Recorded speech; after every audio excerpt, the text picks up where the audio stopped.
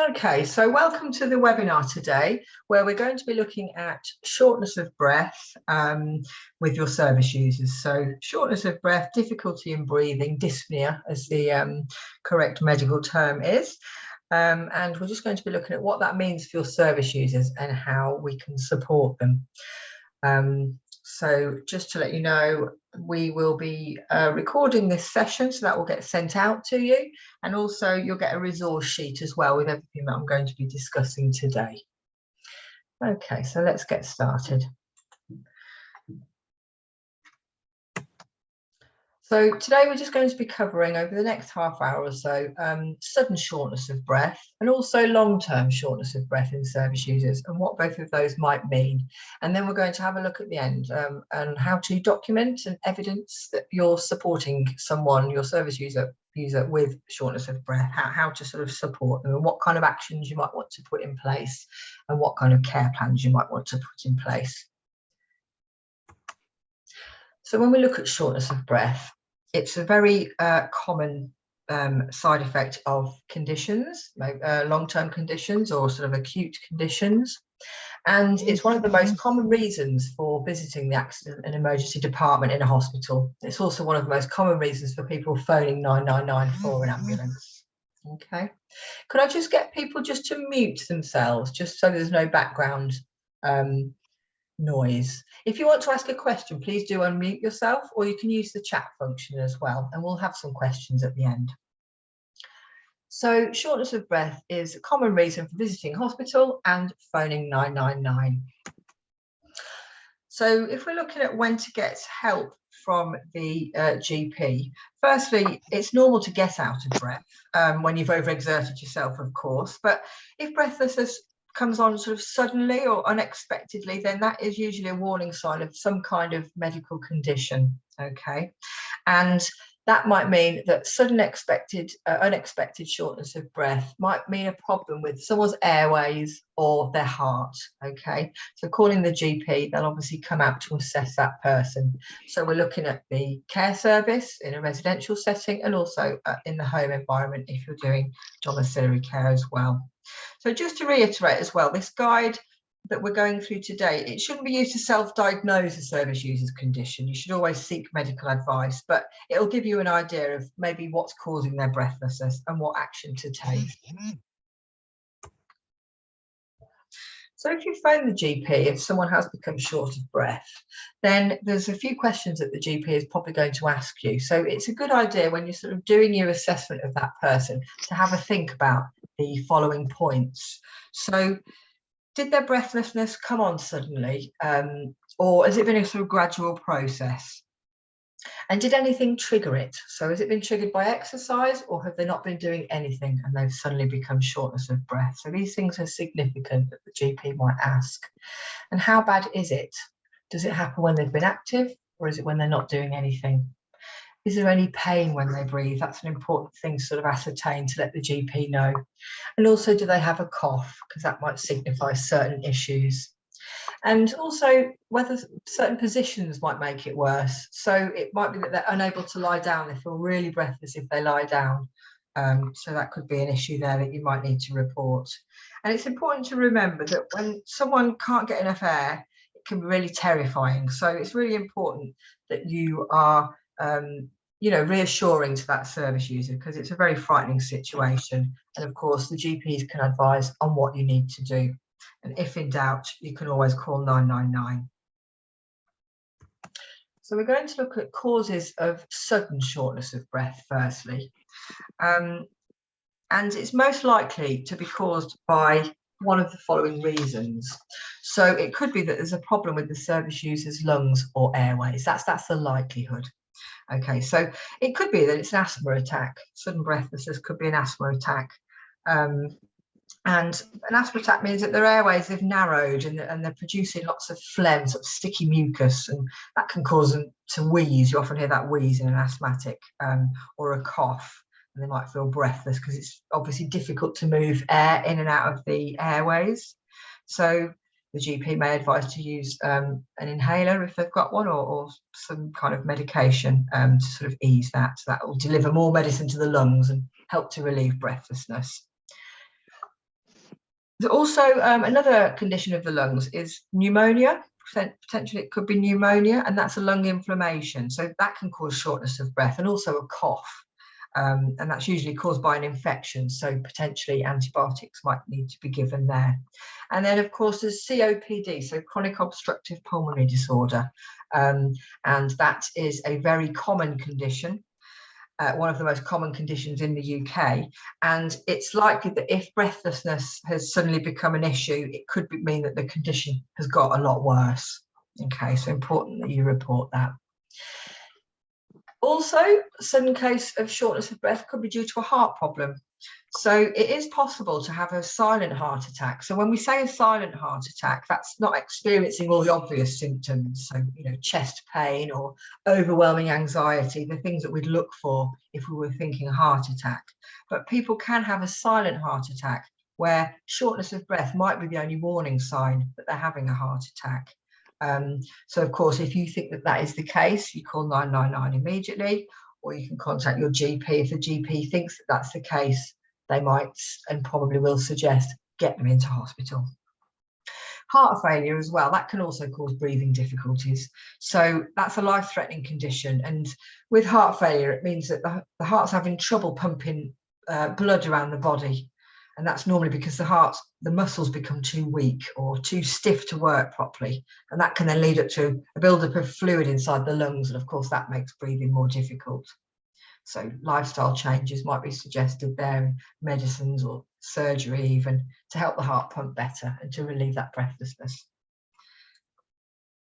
Also breathlessness, when we're talking about heart problems, that could be related to something that we call atrial fibrillation, which is also a common condition, and that's an irregular or a very fast heart rate. And also there's something else called supraventricular tachycardia. So that's a regular rate. It's a regular beat, but it's a very fast beat. Okay, so there's many different reasons relating to the heart as to why shortness of breath might occur. And then also, of course, it might be a panic attack or anxiety. And that can cause the service user to take really rapid or deep breaths. That's known as hyperventilating. I'm sure we've heard that term before. So concentrating on slow breathing or breathing through a paper bag can really help to relieve that breathing, that shortness of breath, and bring it back to normal. But of course, that should only be done when you're really certain that it's anxiety that's causing shortness of breath. But again, if in doubt, contact a medical team.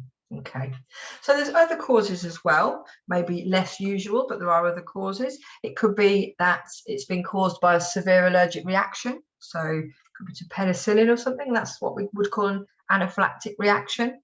It could be a pneumothorax, which is a collapse of the lung. That's caused by a small tear in the lung surface and air gets trapped in the space around the lungs.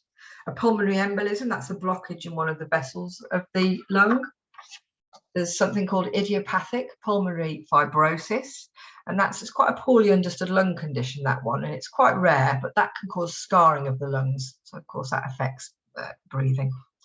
A pleural effusion is a collection of fluid next to the lungs. Of course, the lungs wouldn't be able to expand, so people would become breathless.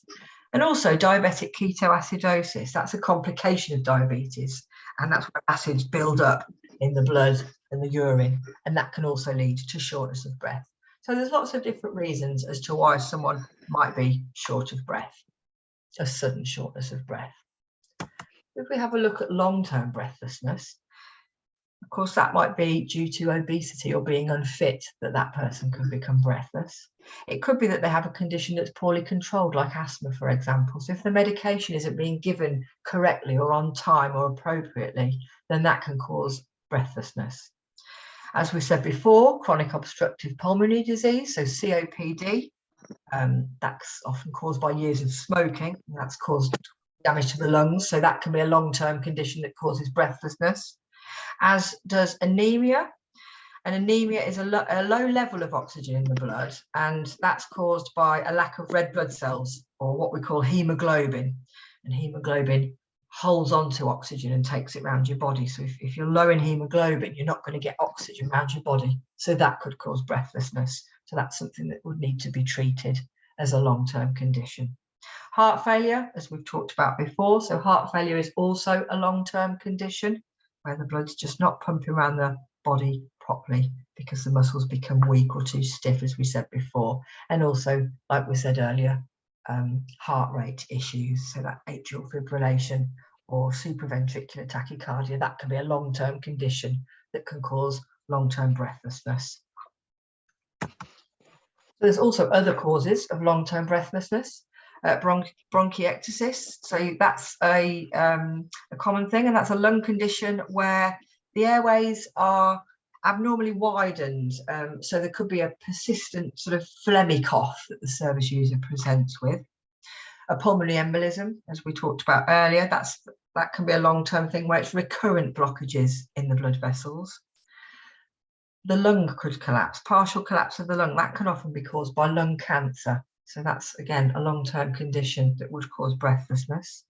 Pleural effusion, as we said earlier, collection of fluid next to the lung, that can be a recurrent thing. Narrowing of the main heart valve, so that restricts blood flow to the rest of the body. And then also frequent panic attacks. So if someone suffers from frequent panic attacks, of course, that will cause hyperventilation, so rapid or deep breathing, as a long-term condition. So that's short-term and, shortness of breath suddenly and long-term breathlessness. So we need to think about what should we do to support the service user. So if someone does present to you with shortness of breath, you need to think, first of all, is this normal for them? Okay, is this normal for them? What do I need to do about it? Or is it an emergency? Okay, so they're the things that you need to ask. Is it an emergency? And when you're looking at that service user and assessing them as to whether it is an emergency or not, you need to think about, are they too breathless to finish their sentence? Okay, that could be really serious if they're too breathless to even finish what they're trying to say to you. Are they gasping for breath, so really struggling to take breaths? Have they gone blue on their peripheries? So that's called cyanosis. And they could have gone blue in their lips, ears, tongue, hands. There are sort of peripheries there. And that would suggest that oxygen isn't being taken in properly, and therefore it's not travelling to those parts of the body, therefore making them blue. And do they appear exhausted and less alert than usual? So if it's yes to any of those questions above, you need to ring 999 and obviously inform the most senior person on the shift at that time. Okay. So just to reiterate, sudden shortness of breath for no obvious reason is potentially a medical emergency and you need to get help immediately, okay? And I've just put there as well, also always consider sepsis. Now, I'm not going to go too much into sepsis in this session. We are going to do another session early next year on sepsis. But basically, sepsis is the body's extreme response to an infection that they might have got. So it kind of triggers a chain reaction in the body. And one of the red flags to that is a very high respiration rate. So if their respiration rate is above 25 respirations a minute, that could be a red flag to consider sepsis. So that is always something to think about, because the quicker you get help for that, the more successful the outcome for that service user.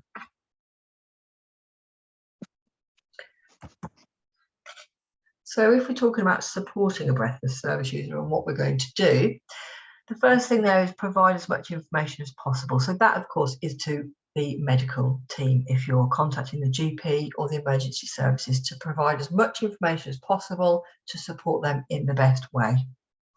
Something that you could do immediately for them is reposition them. So sit the service user up if they can sit up, because that can often sort of help them to breathe a bit better.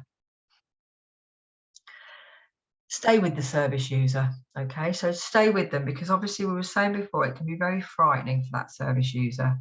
So it's really important to stay with them. Obviously you need to leave if you need to get help, but if you can reassure that person as much as possible and keep them calm, then that will really help. Just going back actually to that repositioning of someone, we were saying sitting them up. Sometimes that person might not be able to sit up and they might prefer to lie down. And if that's the case, that's fine, but it would be recommended to lie them on their side rather than their back, where they might make them feel a bit more breathless. So give them inhalers if they're prescribed, of course. So any prescribed medication for a lung condition, make sure they take those if they're available for them. Keep calm, as we were saying, and offer reassurance, because it can be absolutely terrifying if someone has shortness of breath. Can be really frightening for that person. And then it seems obvious, but it's a very successful thing to do, is to open the window and give that person fresh air. So let it circulate. We all know how it feels if you're in a hot, stuffy room with oppressive air and you can't breathe properly. Then it will really help them to breathe better if you're providing fresh air and opening a window or a fan or something like that, just to help relieve the feelings that are associated with breathlessness. So if we go on to the next slide, we're going to look at care planning. So what you need to do is you need to record any long-term conditions in a care plan. So as we have a standard 20 care plans on the system, one of those is a physical health care plan. You might want to record it on there. That would be fine to do so. However, if they've got a lot of physical conditions, then it might be that you want to do a separate bespoke care plan, in which case you can do that. So you can create a bespoke care plan if needed. So for example, you might want to do a care plan on COPD, one particularly for that, and how you're going to manage it for that person. Okay. And with the care plan, with each of the care plans that you do, whether you do a physical one or a bespoke COPD one or asthma one, or whatever care plan you put in place, you need to put details of the condition. Okay, so details of what it is that's the problem in terms of that long-term condition. And then also what the service user's desired goals and outcomes are. Okay, so they might want to still participate in activities as much as possible, and that's fine. So their goal might be to have an improved well-being and a good quality of life, and we need to really help them achieve that, even if they have this long-term condition that causes breathlessness. We need to accommodate that and support them appropriately. And then in the care plan, you need to write lots of detail, person-centered detail about what support you need to give that person to help reach their goals and outcomes, and just to help manage that long-term condition. So when we're looking at the support, that might include physical aspects of how to improve breathlessness, so such as positioning that person, repositioning them, opening windows, providing fans, like we were saying earlier. It might also include psychological support, so reassurance, helping them to manage anxiety, for example, and providing health information to help them do so. Also, looking at social activities, looking at appropriate social activities that they can still get involved in to help them maintain, an optimal well-being. It's important not to just feel like they can't do anything now because it makes them breathless. We need to look at what we can involve them in to make sure that we can support them to be involved in as many social activities as they want to be, and not let the breathlessness hinder them. And then, of course, there's medications that you need to just put in your support section. So what medications are on? It could be medications for asthma or COPD or anxiety. And you also need to put in there as well any assistance that they might need taking the medication. So it might be that you administer the medication for them. It might be that someone has an inhaler, but they struggle to take it on their own. So it might be that they use a spacer, and it might be that you need to support them to use that spacer. So anything like that, you need to put that in your support section. And then, of course, you review and update your care plans accordingly. And if there's been any incidences where they've been into hospital, you need to mark that in there. And any new support, you need to update your care plan appropriately. Okay. Then once your care plan's in place, you need to put some actions in place to make sure that you're monitoring that, and to make sure that you can then report on that and see patterns of what's been happening with that service user. Okay. So you might put an action in place to monitor their condition. So monitor them for breathlessness. So then if they do have any episodes of breathlessness, you can report on what you did about it. Okay. And then that can formulate a report for management to look at patterns and triggers and review accordingly. It might be that you want to put a respiration rate chart in place. So we have a rest rate chart where you can monitor their rest rate and make a note of that. We also have an oxygen saturation chart. So if you have the equipment to be able to monitor the oxygen saturation, you can do so, and you can write that on the chart. Other actions are to obviously make sure there are medications administered as prescribed. And then again, these need to be reviewed and updated accordingly and changed if necessary. Okay. So what we're going to do now, has anyone got any questions about that? There's nothing come up on the chat, so I'm assuming that everyone's okay with that. But feel free to ask any questions. Like I say, we'll have some questions at the end too. So I'm just going to go onto the system now and just have a look at the care plan that I've put in place for someone and a couple of actions, just to sort of see how you can do that. Well, let's click onto the site. We'll go onto my Carebeans Lodge. Okay. There we go. So I'm just going to go and have a look at Sally Webb because I've put a care plan in place for her. Oh, that's Sally Hall. Let's do Sally Webb. There we go. Lots of Sallys. Okay, so I've put a physical health care plan in place for her. But like I say, you can click the plus button and create a bespoke care plan if you wanted to. So a COPD care plan, for example. But I've done it in a physical health care plan. So here I've filled out all these different areas. So first of all, I've just put a bit of detail here about what she's got. So I've said that she's got chronic obstructive pulmonary disorder, so COPD. She often has difficulty in breathing, and that sudden breathlessness might be a sign that that's become worse, and she's on regular inhalers. Okay, I've put a little summary here too of that, and this gets put through to a hospital transfer form. So should she need to go into hospital, I can quickly print one of those off, and the hospital at the other end has an idea of her long-term condition, so they're filled in about that. And then if we go to the care plan section, so of course there's 3 sections in each care plan. So it's looking at what the problem is, looking at what the goals are, and looking at what support we've got in place. So again, in the problem section, I've just stated that she's got COPD, experiences difficulty in breathing sometimes and shortness of breath. It especially happens on exertion. So I've given some detail there about the condition. I've also stated that sudden breathlessness might be a sign that it's become worse and that she's on regular inhalers. So I've put that information similar to what we've just put up there. I've put that in here. And then I've put some goals in. So her goals are to have these symptoms managed and live a comfortable life and a good quality of life. That's really important. And to be involved in as many activities as she can be to improve her well-being and to maintain her independence as much as possible. So they're sort of achievable goals that we can look at reaching with Sally. And then in this section, I've put in some information about how we can support her. Okay, so you can format this to make it look nice and neat.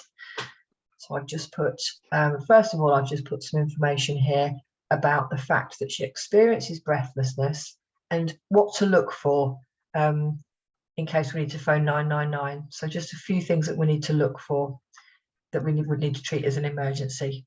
I've put some information in there about an SBAR tool. People might be aware of that. They might not be. Again, we're going to be looking at that as another webinar session, but that is a way to communicate effectively to other healthcare professionals. So it's in a concise way, looking at what the situation is, what the background is, what the assessment is, and what the recommendation is.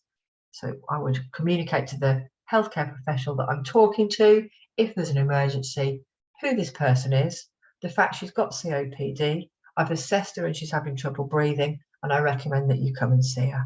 Okay, so it's a nice concise way of communicating to other healthcare professionals. And then I've just put some ongoing support in here for Sally about things that might relieve her breathlessness and how we can help her manage it. So repositioning her, reassuring her, giving her a fan if she needs one, opening a window, giving her a prescribed medication and helping her with her spacer if she has trouble, keeping a calm approach, giving her as much information as possible, and just remembering that anxiety and emotion can cause shortness of breath, so reassurance and confidence is really what's needed if she gets short of breath. Okay, so once we've done our care plan and we've saved that, we can then put some actions in place. So I've put 3 actions in. It's up to you what actions you want to put in, but I've just given you some examples. I want her to be monitored for breathlessness. Okay, so I want her to be monitored for that. I've also put in an oxygen saturation chart for her and a respiration chart for her. It might be that your service doesn't have an oxygen probe, so you can't do that, and that's fine. But I've just put 3 examples of what I might like to do to monitor Sally. So those 3 care actions are then in the carer dashboard. And Let's have a look at her here. Go into SunnyWeb. So she's got lots of different charts in here, but there you go. She's got her oxygen saturation chart, a respiration chart, and a monitor for breathlessness. So I'll just pop into these and see what's behind them. So if we go into the oxygen saturation chart, you can see there we can put in details of a oxygen saturation level. There's some instructions there that I've put in place. I can write a note if I want to, and I can save that information.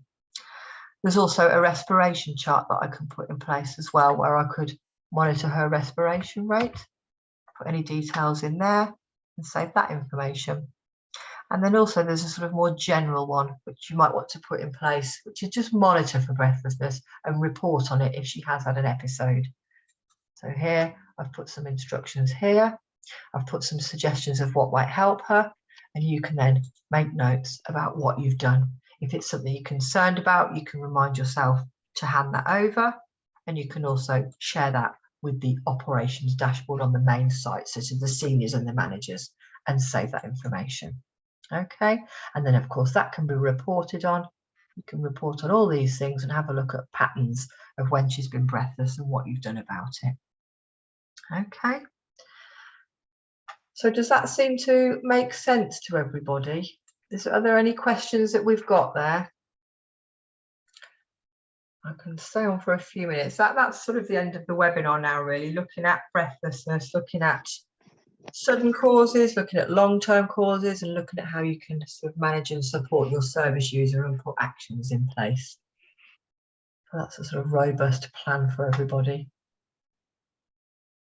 Okay. Just come out of that. Okay, let's pop back onto that. Okay. So if that sounds all right to everybody and there's no questions, we can sort of end the session here. There's going to be a few more webinars. We're going to continue with the monthly webinars, and there's going to be a few more ones in the new year as well. So like we were saying before, sepsis and that type of thing. And if anyone's got any ideas about what sort of webinars they'd like to see, then please do contact us, because we'd be more than happy to put something together for people. Okay, so just as I was saying earlier as well, this session is recorded, so everybody who's attended, we did one of these on Tuesday as well, so everyone who attended on Tuesday and today will get this recording sent out to them. All right, and they'll also get the resource sheet as well, so you'll get all that background information that we've talked about today. Okay, so I'm just checking on the chat. There doesn't seem to be any questions there. No one's asking any questions, so I'm going to then leave it there and bid you farewell. And like I say, those things will get sent over to you. Thanks for attending the webinar today, and I hope to see you next time.